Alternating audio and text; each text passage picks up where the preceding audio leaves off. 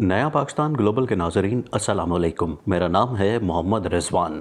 चीन का भारत पर बड़ा हमला, नरेंद्र मोदी चीनी सदर के सामने गिड़गिड़ाने लगा।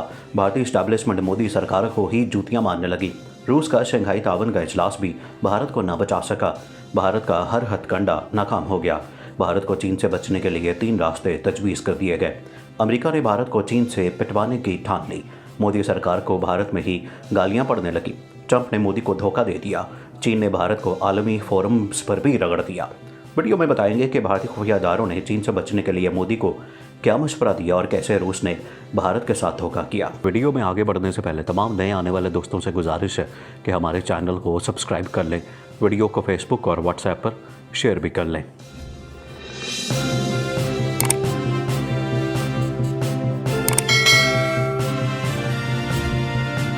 नाज़रीन, भारत पर क्या मत टूट पड़ी। चीन ने अखंड भारत को रुस्वा कर दिया। चीनी फौज का बुखार भारतीय कीदड़ों के सर चढ़कर बोलने लगा। चीन ने भारत को लताड़ने के लिए अपने सारे जंगी इक़दाम पूरे कर डाले। भारत के अपने भोंडे दावे ही नाम नेहाद सेकुलर भारत के लिए तबाही ले आए। भारतीय फौज की नींदें हराम हो गई। मोदी चीन से लड़ाई लेकर बड़ी मुश्किल में फंस गया। अमेरिका ने भारत को लाल झंडी दिखा दी। ट्रंप का भारत को चीन के हाथों पिटाने का मंसूबा मंजरेआम पर आ गया। तहलका के इंकशाफात ने भारत को लरसा के रख दिया। मोदी सरकार की खतरनाक पॉलिसियों ने खित्ते में नई जंग छेड़ दी। आलमी दिफाई माहिरीन ने भारत को उसके चीन के हाथों होने वाली बर्बादी की दास्तान सुना डाली। भारत के चीन के साथ सरहदी मुज़ाकरात नाकाम, जनरल्स की बातचीत फेल, वज़रा की मीटिंग्स नाकाम, जंग का तिबिल बच गया। चीन ने भारत को नाकों चने चबा दिए हैं। रूस में होने वाला शंघाई कोऑपरेशन का इजलास भी नाकाम हो गया। सरहदी मुज़ाकरात भी नाकाम, जनरल की बातचीत भी फेल, वज़रा की मीटिंग्स नाकाम। गश्त के भारत ने सारे हरबे आजमा लिए, लेकिन इसको हर महाज पर शिकस्त ही खानी पड़ी है। इसी वजह से भारत की सिक्योरिटी इस्टेब्लिशमेंट ने मोदी को गालियां देना शुरू कर दी हैं और तमाम तरह नाकामियों का मलबा मोदी सरकार के कांधों पर डाल दिया है। और चीन के साथ जंग से बचने के लिए भारतीय सिक्योरिटी इस्टेब्लिशमेंट ने मोदी को मशवरा दिया है कि वो खुद चीन जाए और चीनी सदर शी जिनपिंग से मुलाकात करे और इसको जंग से रोके। यहाँ ये बात काबिल ज़िक्र है कि 2014 में नरेंद्र मोदी के पहली बार भारत के वज़ीर आज़म बनने के बाद से अब तक मोदी और शी जिनपिंग 18 बार मिल चुके हैं, जबकि 70 वर्षों में नरेंद्र मोदी ही भारत के ऐसे वज़ीर आज़म हैं जो 5 बार चीन के दौरे पर जा चुके हैं। लेकिन इतनी मुलाकातों के बावजूद सरहद पर दोनों ममालिक के दरमियान कशीदगी न सिर्फ बरकरार है बल्कि उसमें इजाफा होता चला जा रहा है। ख्याल है कि दोनों रहनुमाओं के दरमियान पहली मुलाकात जुलाई 2014 में हुई थी। इत्तेफाक से यह मुलाकात भी एक ऐसे वक्त में हुई जब अप्रैल 2013 में चीन और भारतीय फ़ौज के दरमियान मशरक़ी लद्दाख के दिपसांग इलाके में कशीदगी पैदा हो गई थी, जो 3 हफ्तों तक जारी रही। सितंबर 2014 में शी जिनपिंग इंडिया के दौरे पर आए। शी जिनपिंग ने अहमदाबाद में वज़ीर आज़म के साथ होने वाली मुलाकात के बाद ऐलान किया था कि अगले 5 वर्षों तक तजारत और दीगर शोबों को फ़रोग़ देने के लिए चीन भारत में 20 खरब अमरीकी डॉलर की सरमायादारी करेगा। मई 2015 में नरेंद्र मोदी चीन के अपने पहले दौरे पर गए। तब भी दोनों रहनुमाओं की वो तस्वीर सोशल मीडिया पर वायरल हुई थी जिसमें वो एक दूसरे का हाथ थामे टहल रहे थे। जुलाई 2015 में रूस के उफा में होने वाले इजलास के दौरान दोनों रहनुमाओं के दरमियान बातचीत हुई। उसके बाद 2016 में दोनों रहनुमा उज़्बेकिस्तान में फिर मिले। G20 इजलास चीन के होंगजू शहर में सितंबर 2016 में हुआ था। उस इजलास के दौरान भी मोदी और शी जिनपिंग की मुलाकात हुई।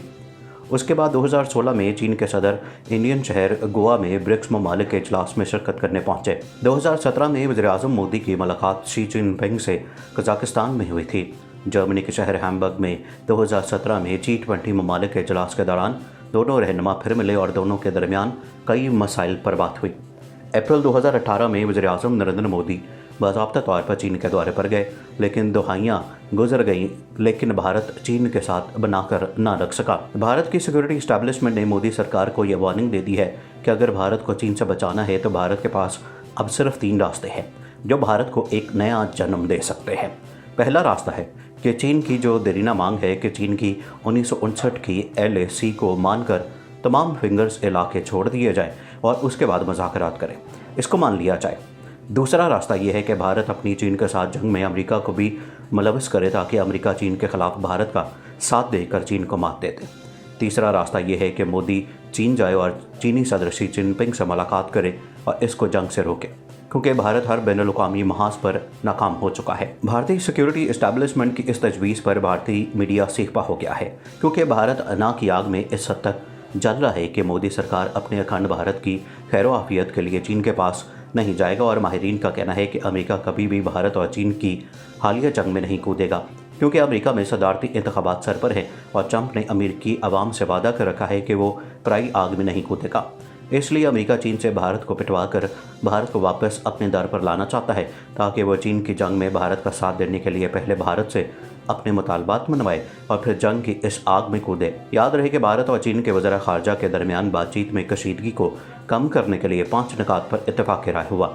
उनमें भारत और चीन के दरमियान ताल्लुकात के फ़रोग़ के सिलसिले में दोनों फरीक रहनुमाओं के दरमियान होने वाले इत्तेफाकी राय से रहनुमाई हासिल करने और सरहद पर मौजूदा कशीदगी को ख़त्म करने की बात शामिल है।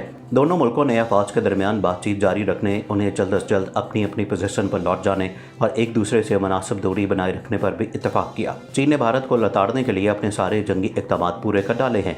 जंग का हुक्म मिलने के बाद चीन ने अपने HQ-9 anti craft missile system S-300 और उसके अलावा American US patriot anti craft missile system 300 kilometre की रेंज में तैनात कर दिए हैं, जिससे अंदाज़ा लगाया जा सकता है कि अब अगली जंग डंडे से नहीं बल्कि बारूद से होगी। चीन ने अपने J-20 स्टेल्थ फाइटर भी तैनात कर दिए हैं। ये बात सामने आई है कि भारत के पास सर्दियों में चीन का मुकाबला करने के लिए कोई इंतजाम नहीं है और ना ही भारतीय फौजी लड़ने के लिए तैयार हैं। इसलिए चीनी सदर ने चीनी अवाम को यकीन दहानी करवाई है कि चीन की 1 इंच की ज़मीन भी भारत के पास नहीं जाएगी और हम अपने तमाम इलाके वापस लेकर रहेंगे। याद रहे कि भारत और चीन के दरमियान मशरक़ी लद्दाख में LAC पर तनाज़े की इब्तिदा रवां बरस मई में हुई थी और चीन के वस्त में वादी गुलवान में दोनों फौजियों के दरमियान होने वाले एक तसादुम में भारत के 20 फौजी हलाक और दर्जनों जख्मी हो गए थे। उस वाक़े के बाद से फ्रीकैन के दरमियान फौजी और सिफारती सतह पर बातचीत के कई अदबार हो चुके हैं, ताहम किसी पेशरफ्त की बजाय कशीदगी में मज़ीद इजाफा हुआ है।